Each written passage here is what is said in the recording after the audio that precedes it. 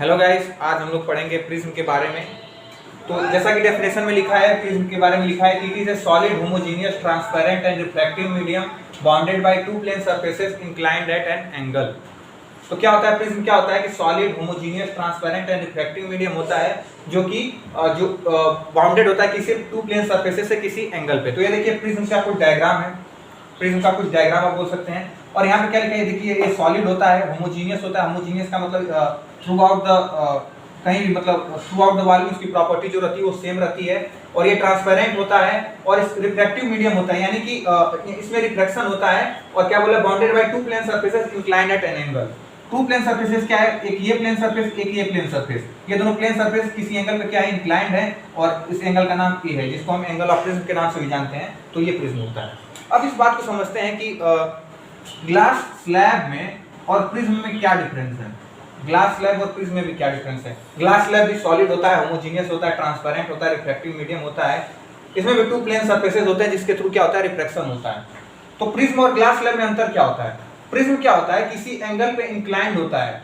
दो to plane surfaces जिससे reflection होने वाली रहती है वो किसी एंगल पे इंक्लाइंड रहता है। जबकि ग्लास स्लैब क्या होता है, टू प्लेन सरफेसेस जिससे रिफ्लेक्शन होनी है वो इंक्लाइंड नहीं रहता है, वो एक दूसरे के पैरेलल रहता है। जैसे हम बोलते हैं ये सरफेस 1 ये है और सरफेस 2 ये है। तो सरफेस 1 और सरफेस 2, प्लेन सरफेस 1 और प्लेन सरफेस 2 ये एक दूसरे के पैरेलल है। सारा डेफिनेशन सेम है, बस क्या है कि इंक्लाइंड नहीं है, जिसके कारण यार इसको क्या बोलते हैं, ग्लास स्लैब बोलते हैं। ठीक है, अगर वही मान लीजिए अगर ये प्लेन सरफेस कुछ अब यहाँ पे हो जाता, सॉरी अगर मान लीजिए कि रिफ्रैक्शन कुछ इस मीडियम से और इस मीडियम मतलब इस सरफेस और इस सरफेस के बीच में रिफ्रैक्शन होता, तो क्या अब हम इसको प्रिज्म बोल सकते हैं? हाँ, इस केस में आप प्रिज्म बोल सकते हैं क्योंकि सॉलिड है, होमोजेनियस है, ट्रांसपेरेंट है और रिफ्लेक्टिव मीडियम भी है और bounded by two plane surfaces inclined at angle. यानी ये 90 डिग्री पे क्या है, दूसरे से इंक्लाइंड है। 90 डिग्री पे क्या है, इंक्लाइंड है। तो इसको हम क्या बोल सकते हैं, इसको अब हम प्रिज्म बोल सकते हैं। ठीक है, अब बात करते हैं इस फिगर की बात करते हैं। ये रहा 1 और इस सरफेस 1 और ये रहा सरफेस 2। सरफेस 1 यानी जिसके थ्रू सरफेस 1 और सरफेस 2 के थ्रू क्या होगा, आपका रिफ्रैक्शन होगा। तो क्या हम इसको प्रिज्म बोल सकते हैं? ये दोनों सरफेस 1 और सरफेस 2 एक दूसरे के पैरेलल नहीं है, फिर भी क्या हम इसको प्रिज्म बोल सकते हैं? हाँ, आप इसको प्रिज्म बोल सकते हैं क्योंकि ये सॉलिड है, होमोजेनियस है, ट्रांसपेरेंट है और रिफ्रैक्टिव मीडियम भी है। और किस एंगल पे इंक्लाइंड है वो दिख नहीं रहा है, लेकिन आगे इसको जब इस प्लेन सरफेस को आप आगे मीट कराएंगे तो लगेगा कि हाँ यहाँ पे कोई एंगल ए बन रहा होगा, कोई एंगल क्या बन रहा होगा, ए बन रहा होगा। तो यानी कि ये प्रिज्म के जितनी सारी डेफिनेशन है, सारी डेफिनेशन को कर रहा है, फुलफिल कर रहा है, जिससे कारण इसको भी हम प्रिज्म बोलेंगे। अगर कभी क्वेश्चन में पूछ दे, ये 3 फिगर दे दे और आपको प्लेन सरफेस बता दे कि ये इसके थ्रू रिफ्लेक्शन होना है, तो कौन कौन सा प्रिज्म है, तो आप क्या कीजिएगा, ये तो प्रिज्म होगा ही, इसको भी आप प्रिज्म डिनोट कीजिएगा। अगर वही प्लेन सरफेस 1 और सरफेस 2 ऐसे दिखा रहा है तो ये भी प्रिज्म होगा। अगर वहीं पे सरफेस कुछ यहाँ पे दिखा रहा है तो आप बोलेंगे कि ये प्रिज्म नहीं होगा, क्योंकि किसी एंगल पे टू प्लेन सरफेसेस किसी एंगल पे इंक्लाइंड नहीं है।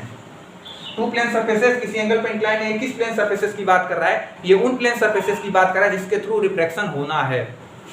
अब वैसे देखा जाए तो ये सरफेस और ये सरफेस तो 90 डिग्री पे इंक्लाइंड नहीं है, लेकिन रिफ्रैक्शन सरफेस 1 और सरफेस 2 के थ्रू कराने को कह रहा है रिफ्रैक्शन, तो इसके कारण इसको हम प्रिज्म नहीं बोलेंगे। अगर वही सरफेस 2 बोलता रिफ्रैक्शन आप इस प्लेन के थ्रू कराइए, तब इस केस में क्या हो जाता है, ये ग्लास स्लैब भी क्या हो जाता, प्रिज्म हो जाता। अब बात करते हैं डेफिनेशंस के बारे में, बात करते हैं कि एंगल ऑफ प्रिज्म किसको बोलते हैं। तो जैसे यहाँ डेफिनेशन में लिखा है कि two plane surfaces inclined at angle, यानी ये टू प्लेन सरफेसेस जिस एंगल पे एक दूसरे से इंक्लाइंड रहते हैं उसी को हम क्या बोलते हैं, एंगल ऑफ प्रिज्म बोलते हैं। उसको हम क्या बोलते हैं, एंगल ऑफ प्रिज्म बोलते हैं। ठीक है, अब इंसिडेंट एंगल के बारे में बात करते हैं। इंसिडेंट एंगल किसको कहते हैं, यानी नॉर्मल और इंसिडेंट रे के बीच जो एंगल बनता है उसको हम क्या बोलते हैं, इंसिडेंट एंगल बोलते हैं। ये R1 R2 को मैंने डिनोट किया है। R1 किसको, ये क्या है, आफ्टर फर्स्ट रिफ्रैक्शन जो रिफ्लेक्टेड रे का जो एंगल होता है उसको हम R1 से डिनोट किए हैं। और फॉर सेकेंड रिफ्रैक्शन यानी सेकेंड सरफेस के थ्रू भी तो रिफ्रैक्शन होगा, तो सेकेंड रिफ्रैक्शन के लिए जो इंसिडेंट रे का जो एंगल होगा उसको हम क्या R2 से डिनोट करते हैं। अब ई को हम क्या कहते हैं, ई को हम बोलते हैं इमरजेंस एंगल। क्या बोलते हैं, इमरजेंस एंगल बोलते हैं। यानी कि जब आफ्टर रिफ्रैक्शन मतलब दोनों सरफेस से रिफ्रैक्शन के बाद जब रे जो एंगल बनाती है नॉर्मल के साथ, उसी को हम क्या बोलते हैं, इमरजेंस एंगल बोलते हैं। ठीक है, अब बात करते हैं एंगल ऑफ डेविएशन के बारे में, बात करते हैं कि एंगल ऑफ डेविएशन कहते हैं किसको। तो जैसे मान लीजिए कि अगर ये प्रिज्म नहीं रहता तो रे कुछ इस पाथ को फॉलो करती, लेकिन प्रिज्म आने के कारण क्या हो गया कि रिफ्रैक्शन हो गया। रिफ्रैक्शन होने के कारण क्या हो गया कि अब ये रे क्या हो गई, कुछ इस पाथ को फॉलो करने लगी, इस पाथ को फॉलो करने लगी। तो यानी इस रे यानी ओरिजिनल रे और रिफ्लेक्टेड रे के बीच जो एंगल बनेगा उसी को हम क्या बोलते हैं, एंगल ऑफ डेविएशन बोलते हैं। तो एंगल ऑफ डेविएशन बोलते हैं। अब जैसा कि हम जानते हैं कि बहुत जगह बुक में लिखा रहता है a बराबर r1 प्लस r2 होता है और डेविएशन बराबर क्या होता है i plus e minus a होता है। यहाँ पे i क्या है, इंसिडेंट एंगल, e क्या है, इमर्जेंस एंगल और a क्या है, एंगल ऑफ प्रिज्म है। तो चलिए इसका डेरिवेशन अभी हम देखते हैं। तो चलिए शुरू करते हैं डेरिवेशन। हमें प्रूव क्या करना है, a बराबर यानी एंगल ऑफ प्रिज्म बराबर किसके होता है, r1 प्लस r2 के बराबर होता है और एंगल ऑफ डेविएशन बराबर किसके होता है, i plus e minus a। i यानी इंसिडेंट एंगल और e मतलब इमर्जेंस एंगल और a means angle of prism के बराबर होता है। तो चलिए शुरू करते हैं। तो आप ध्यान से देखिए कि इन ट्रायंगल AQR आप क्या लिख सकते हैं, सॉरी इन ट्रायंगल और AQR नहीं PQR, in triangle PQR, in triangle PQR। अब हम क्या बोल सकते हैं, angle PQR plus angle PRQ plus angle QPR is equal to किसके बराबर होगा, 180 डिग्री के बराबर होगा। क्यों, हमने पढ़ा था कि ट्रायंगल के सम ऑफ ऑल इंटीरियर एंगल किसके बराबर होता है, 180 डिग्री के बराबर होता है। तो एंगल यहाँ पे देखिए, एंगल QPR की वैल्यू कितनी है, QPR की वैल्यू कितनी है, E है। एंगल QPR की वैल्यू कितनी है, सॉरी E नहीं, एंगल QPR की वैल्यू कितनी है, A है। एंगल QPR की वैल्यू क्या है, A है। अब बात करते हैं एंगल PQR की वैल्यू कितनी होगी। अब ये देखिए ये नॉर्मल है तो ये एंगल कितना होगा, ये एंगल होगा 90 डिग्री। तो ये एंगल कितना होगा, 90 माइनस R1 होगा। क्या होगा, 90 माइनस R1 होगा कि नहीं होगा। तो PQR की वैल्यू कितनी हो जाएगी, 90 माइनस R1। उसी तरह PR की वैल्यू कितनी हो जाएगी, PRQ की वैल्यू कितनी हो जाएगी। ये एंगल है R2 है और चूंकि ये टोटल एंगल कितना बना रहा है, 90 बना रहा है, तो ये एंगल कितना हो जाएगा, 90 माइनस R2 हो जाएगा। कितना हो जाएगा, 90 माइनस R2 हो जाएगा। PRQ को हम क्या लिख सकते हैं, 90 माइनस R2 लिख सकते हैं और प्लस A बराबर किसके होगा, 180 डिग्री के बराबर होगा। अब 90 डिग्री और ये 180 डिग्री कट जाएगा।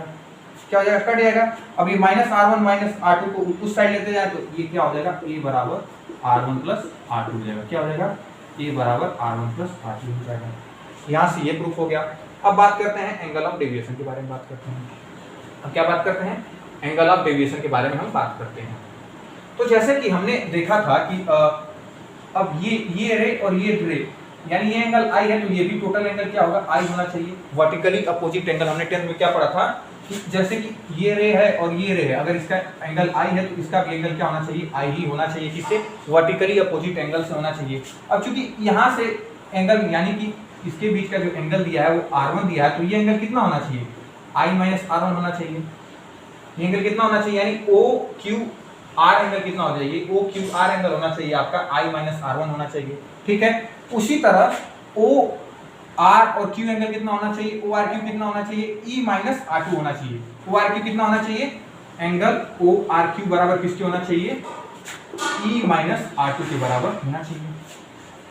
क्यों, वर्टिकली अपोजिट एंगल्स, ये भी देखिए ये दोनों वर्टिकली अपोजिट एंगल है, तो ये टोटल सम इसका E के बराबर होना चाहिए था। लेकिन अब यहाँ से यहाँ तक की वैल्यू R2 दी है तो ये एंगल किसके बराबर होगा, E माइनस R2 के बराबर होगा। तो हम ORQ बराबर क्या, E माइनस R2 और एंगल OQR किसके बराबर है, I माइनस R1। क्या है, I माइनस R1। और अब देखते हैं इस ट्रायंगल के बारे में, इस ट्रायंगल के बारे में देखते हैं कि OQR ट्रायंगल में ये जो डेल्टा है ये क्या है, एक साइड का क्या है, एक्सटीरियर एंगल है। तो एक्सटीरियर किसी भी ट्रायंगल के एक्सटीरियर एंगल का जो सम जो किसी भी दो अपोजिट साइड का जो एंगल का सम होता है वो ट्रायंगल के थर्ड साइड के एक्सटीरियर एंगल के सम के बराबर होता है। तो इसको हम क्या लिख सकते हैं, ट्रायंगल प्रॉपर्टी से ये लिख सकते हैं कि डेल्टा बराबर किसके होगा, angle ORQ plus angle OQR के बराबर होगा। तो इसको जब हम लिखेंगे तो इसको हम क्या लिख सकते हैं, E plus I minus R1 plus R2 लिख सकते हैं। अब यहाँ से हमने क्या देखा था, A बराबर क्या होता था, R1 प्लस R2 होता था। अब यहाँ से यानी फ्रॉम इक्वेशन 1 से जब हम इसको इसमें पुट करेंगे तो इसकी वैल्यू क्या आ जाएगी, E plus I minus A। इसको हम क्या लिख सकते हैं, I plus E minus A के बराबर लिख सकते हैं। तो ये रहा प्रूफ, जिसमें हमने प्रूफ किया कि A बराबर R1 प्लस R2 और लैम्डा बराबर I plus E minus A के बारे में होता है। चलिए